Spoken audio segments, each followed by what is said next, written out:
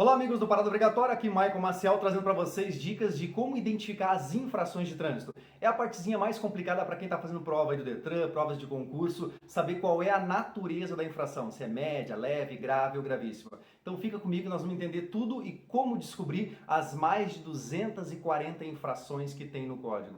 Ah, sério que é tudo isso? Pois é, não é fácil, então a gente precisa de dicas e macetes, porque decorar não dá. Vem comigo.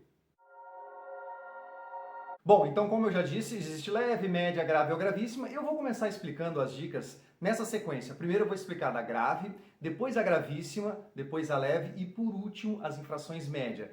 E mais ao final do vídeo vocês vão entender por que essa sequência, para memorizar melhor. Então vamos começar com as infrações de natureza grave.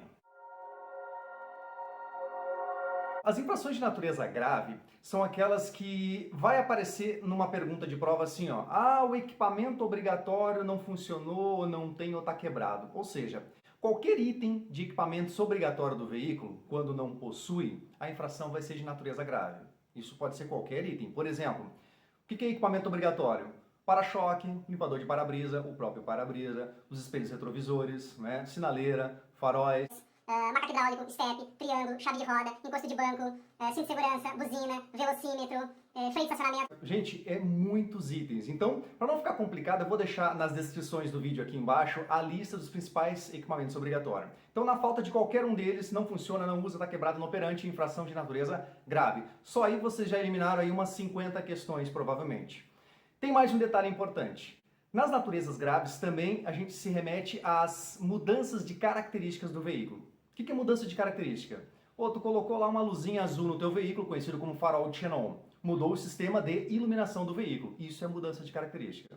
O outro lá colocou um rodado aro 18 num carro que teria aro 14 ou 13, por exemplo, originalmente falando.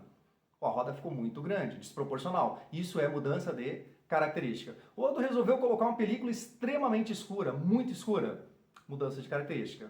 Alguns preferem rebaixar o veículo sem ter autorização. Inclusive a palavra, quando a gente se refere a veículos rebaixados, a expressão muda. Aquele veículo rebaixado, olha como mudou a característica do veículo. Então mudanças de características também é infração de natureza grave.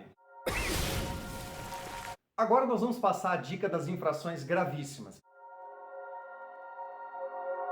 São aquelas pesadas, mas no meu ponto de vista, as mais fáceis de identificar na prova pela sua intensidade. Um exemplo, o artigo 208 do Código de Trânsito diz que quando a gente avança o sinal vermelho, é infração gravíssima. Aí eu pergunto, tem algum risco à vida para quem passa o sinal vermelho?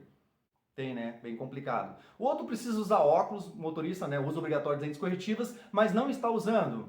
Pô, complicadíssimo isso, né? Também infração gravíssima. Mais um exemplo, dirigir fora da categoria, né? Categoria diferente, eu tenho uma categoria para moto, mas estou dirigindo um automóvel, ou ao contrário. Isso é gravíssimo. Repare que essas infrações são muito intensas. Normalmente a gente bate o olho e repara, pô, isso aqui só pode ser gravíssimo. Só que agora vem uma dica muito importante. As infrações gravíssimas, então, têm risco diretamente à vida, só que as infrações graves, em vários momentos, também têm. Um exemplo, o motorista está dirigindo sem usar o cinto de segurança. Isso pode ou não pode ter algum risco à sua vida?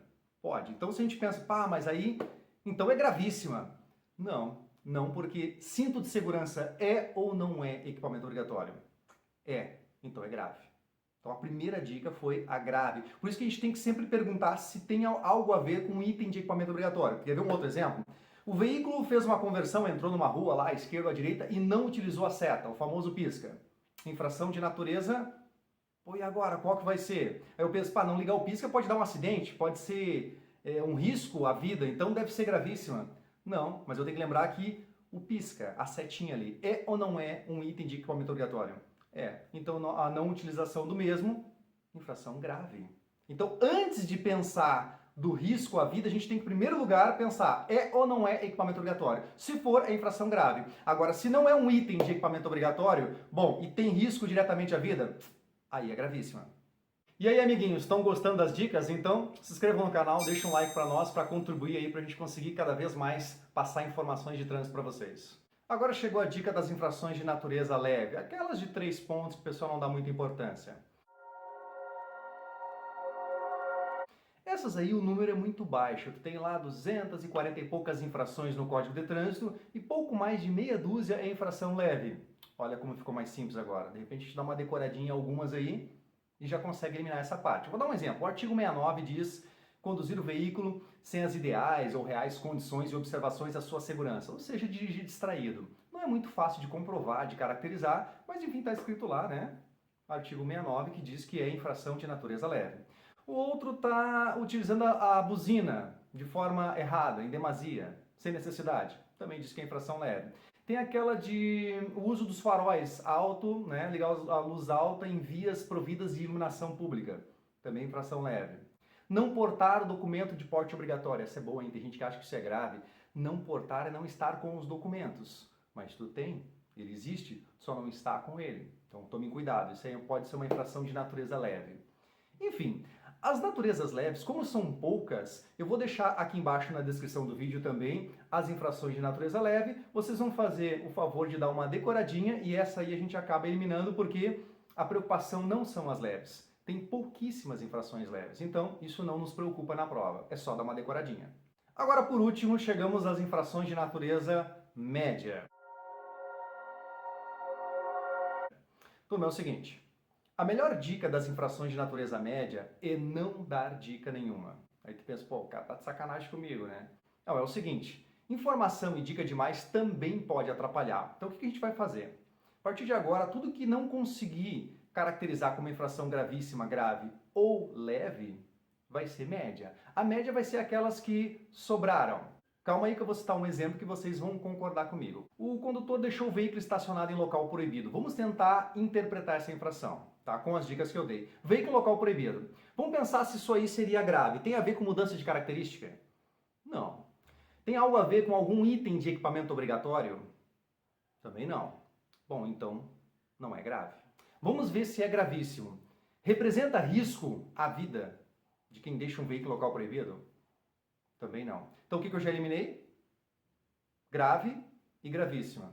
Faz parte do rol da pequena lista das infrações leve? Não. Então é o que, gente? Infração de natureza média. É assim. As infrações de natureza média são as que sobrarem. Tudo que eu não consegui caracterizar como grave e gravíssima e não pertence ao pequeno rol das infrações leve, é média, é o que sobrou. Ah, o condutor está dirigindo com o braço para o lado de fora da janela, por exemplo. Aonde que isso vai se enquadrar como grave ou gravíssima? Nenhuma. Então é média. O outro lá dirige de chinelo. Média. O outro lá passou numa poça de água e deu um banho no pedestre. Estranha essa, né? Média. Né? O outro lá jogou um lixo pro lado de fora da janela.